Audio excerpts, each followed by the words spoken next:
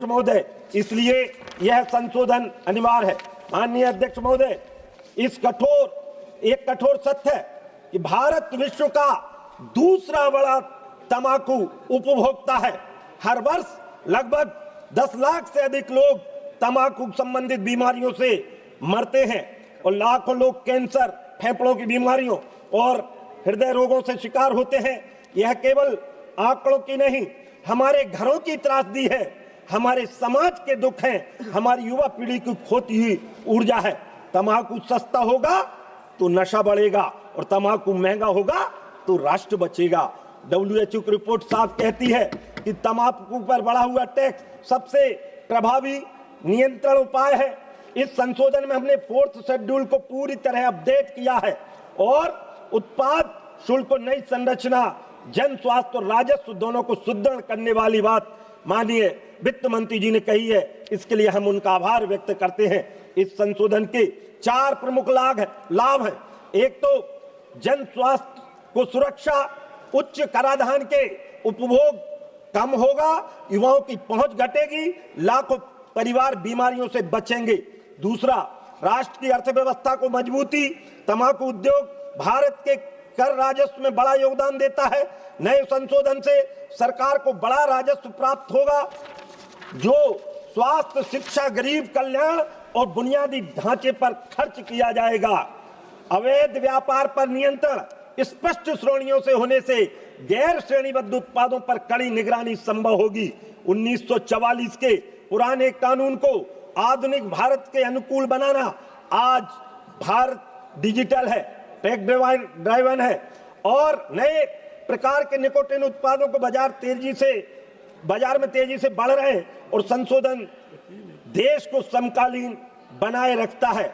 अध्यक्ष महोदय, यह बिल केवल कर संशोधन नहीं, यह राष्ट्र के स्वास्थ्य रक्षा का संकल्प है। हमारा कर्तव्य है आने वाली पीढ़ियों को ऐसा दें जो धुएं से मुक्त हो, बीमारी से मुक्त हो और तंबाकू की जंजीरों से मुक्त हो। हमारा कर्तव्य है देश का हर बच्चा निकोटिन की गिरफ्त से बचे, हमारा भविष्य सुरक्षित रहे और हम राजनीति से ऊपर उठकर राष्ट्र हित में ऐसा निर्णय लेने का काम करें।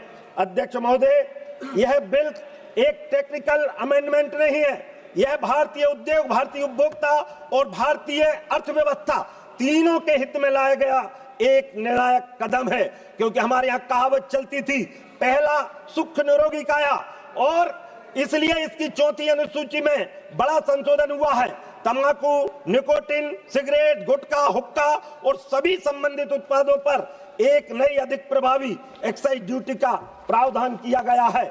इस बदलाव से इन हानिकारक उत्पादों के दाम बढ़ेंगे, खपत कम होगी और राजस्व में स्थिरता आएगी। क्योंकि नशा नाश का दूजा नाम और तन मन धन दीनो बेकाम, देखा देखी किया नशा, आदत बिगड़ी बुरा फंसा। और मैं तो ये कहता हूं, युद्धों में मरने वालों से ज्यादा तो नशे से लोग मर रहे हैं, उस पर भी रोक लगेगी। GST कंपेंसेशन सेस को हटाकर स्थायी एक्साइज ड्यूटी देने का काम किया है। यह 2 प्रकार का लाभ देता है। एक तो सरकार को दीर्घकालिक राजस्व सुरक्षा और सार्वजनिक स्वास्थ्य को मजबूत संकेत। इसलिए इसमें सेटलमेंट कमीशन को समाप्त कर नई इंटरिम बोर्ड फॉर सेटलमेंट की स्थापना की गई है। इसके लिए मैं वित्त मंत्री जी का आभार व्यक्त करता हूं। केंद्रीय उत्पाद शुल्क 1944 की धाराएं 32A, 32B, 32C, 32D, 32C और 32F व अन्य में संशोधन कर एक अंतरिम बोर्ड बनाया जा रहा है जो लंबित मांगों में तेज, निष्पक्ष और पारदर्शी निपटान करेगा। यह कदम ईज ऑफ डूइंग बिजनेस जो मोदी जी का लक्ष्य है उसको पूरा कर रहा है। टैक्स एडमिनिस्ट्रेशन रिफॉर्म दोनों को मजबूती देगा। तंबाकू उत्पादों पर व्यापक और वैज्ञानिक टैक्स स्ट्रक्चर, तंबाकू पर लगभग 70% नई एक्साइज ड्यूटी, सिगरेट में ड्यूटी पर लगभग 1000 स्टिक पर 2700 से 11,000 तक की बढ़ोतरी की गई। इसके लिए मैं धन्यवाद देता हूं। चबाने वाला तंबाकू, गुटखा, निकोटिन पाउच आदि पर व्यापक संशोधन यह न केवल राजस्व बढ़ाएगा बल्कि युवाओं में बढ़ रही नशे की प्रवृत्ति पर लगाम लगाएगा। स्वामी विवेकानंद कहा करते थे, हमारे देश को बलिष्ठ युवाओं की जरूरत है। महामना ने कहा था, ग्रामे ग्रामे कथा कार्य, ग्रामे ग्रामे कथा सुबह, पाठशाला मल्लशाला प्रति पर्व महोत्सवा। और इसलिए मैं कहना चाहता हूं, इस विधेयक से होने वाले प्रमुख लाभ, राजस्व में इसमें स्थायित्व आएगा और इससे जन स्वास्थ्य को सुरक्षा मिलेगी, इससे कर व्यवस्थापन में पारदर्शिता आएगी और पुराने जितने भी सेटलमेंट कमीशन की जगह इंतरिम बोर्ड से यह जवाबदेह, तेज और आधुनिक बनेगा। इससे राष्ट्रीय वित्तीय अनुशासन आएगा। यह विधेयक भारत के दीर्घकालीन वित्तीय ढांचे को स्थिर और सक्षम बनाता है। माननीय अध्यक्ष महोदय, भारत तेजी से आगे बढ़ रहा है। 11वीं अर्थव्यवस्था अब चौथे नंबर की अर्थव्यवस्था पर आ गई है और इसलिए युवाओं का बड़ा, क्योंकि युवा जब बढ़ता है तो देश आगे बढ़ जाता है, क्योंकि संघर्षों के साये में असली आजादी पलती है और इतिहास उधर मुड़ जाता है जिस ओर जवानी चलती है। भारत तेजी से आगे बढ़ रहा है, परंतु किसी भी प्रगतिशील राष्ट्र की आधारशिला मजबूत कर प्रणाली, जवाबदेही और जन स्वास्थ्य रक्षा पर होती है। यह संशोधन भविष्य की वित्तीय चुनौतियों को देखते हुए दूरदर्शिता को उठाया गया कदम है। युवाओं को नशे से दुष्प्रभाव बचाने का नैतिक प्रयास है। राज्यों को मजबूत बनाने वाला संवैधानिक निर्णय है। मैं इस सदन से आग्रह करता हूं कि केंद्रीय उत्पाद शुल्क संशोधन विधेयक 2025 को पूर्ण समेत समर्थन देकर पारित किया जाए और देश के आर्थिक भविष्य को मजबूत बनाया जाए, जिससे कि हमारी पारदर्शिता और व्यवस्थित कर प्रशासन लागू हो सके। इस विधेयक माध्यम से जो पुराने जटिल और उद्योग बोझ बन चुके थे, वो फिर से नए रूप में आकर और देश की बढ़ोतरी में योगदान देंगे। मैं स्पष्ट कर शब्दों में कहना चाहता हूं, जब सरकार राजस्व भी बढ़ाएगी और ईमानदार उद्योगों की रक्षा भी करेगी और दुरुपयोग पर सख्त प्रहार भी करेगी। अवैध उत्पादन तस्करी पर कठोर दंड का प्रावधान इसमें किया गया है। इसके लिए मैं वित्त मंत्री जी का धन्यवाद करता हूं और बार बार नियम तोड़ने वाली बढ़ी हुई आर्थिक दंडात्मक कार्रवाई और माल की गलत वर्गीकरण या फर्जी चालानों की सख्त कार्रवाई। अध्यक्ष महोदय, जो लोग टैक्स चोरी को व्यवसाय समझते हैं, उन्हें विधेयक पे साफ संदेश दे रहा है, यह देश का खजाना अब लूटना आसान नहीं होगा। इसलिए उद्योगों के लिए राहत, यह सरकार केवल दंडात्मक नीति नहीं बढ़ाती, यह प्रोत्साहन और सुधार लेकर चलती है। छोटे और मझोले उद्योगों के लिए अनुपालन प्रक्रिया सरल की गई है। तकनीकी बदलाव में फाइलिंग और ऑडिट की परेशानी कम होगी। घरेलू उत्पादन को बढ़ावा देने वाली रिफंड और क्रेडिट प्रणाली को सुव्यवस्थित किया गया है। हमारा उद्देश्य भारत में उत्पादन बढ़े, रोजगार बढ़े और मेक इन इंडिया मजबूत हो। इसलिए उपभोक्ता में जब टैक्स सिस्टम सरल होता है तो उत्पादों पर लागत कम होती है। इस संशोधन का सीधा लाभ आम जनता तक पहुंचेगा।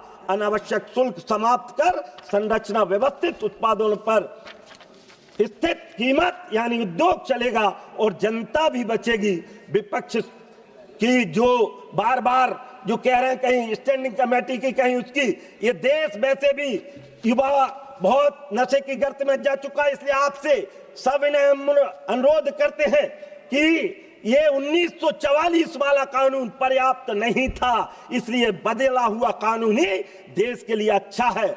अगर विपक्ष परेशान है लेकिन तो केवल सुधारों से, विपक्ष केवल देश की प्रगति से परेशानी यदि इनको है तो मैं आपसे अनुरोध करता हूं, ये परेशानी जैसा आप किसानों की बात बोल रहे थे, तो किसानों में भी मैं धन्यवाद देता हूं माननीय केंद्रीय मंत्री जी का, माननीय मोदी जी का, जिन्होंने विविधीकरण, फसलों के विविधीकरण के लिए एक बड़ा प्रयोग किया है।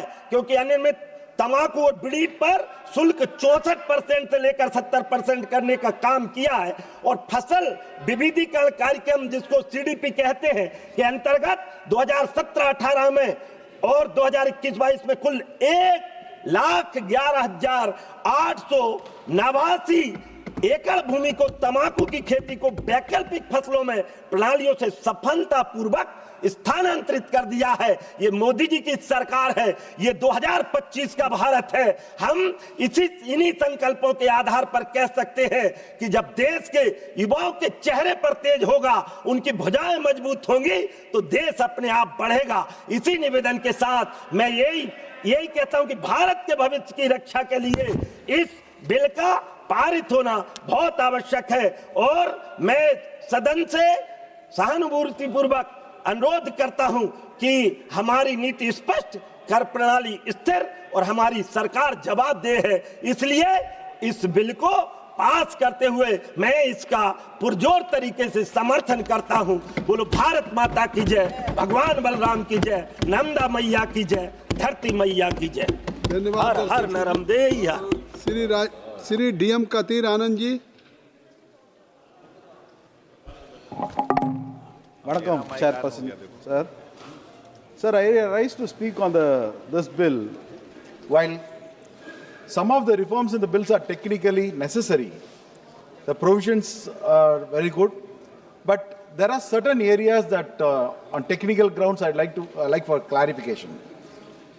Sir, just to on the positive note, the updation of old excise power provisions. The central law has written long before the GST. Excise law was written long before the GST. The bill now has removed all these sections and aligns procedure with the modern system. That's a welcoming act. The digital filing and record keeping, that's a welcoming act. Introducing timeless timelines, that is also a welcoming act in this bill.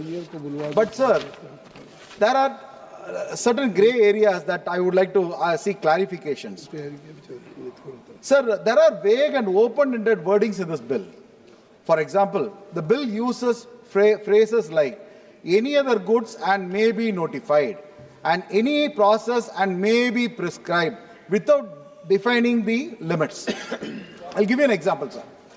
Sir, imagine a small BD unit in Ambur or Vanibadi in my hamlet village.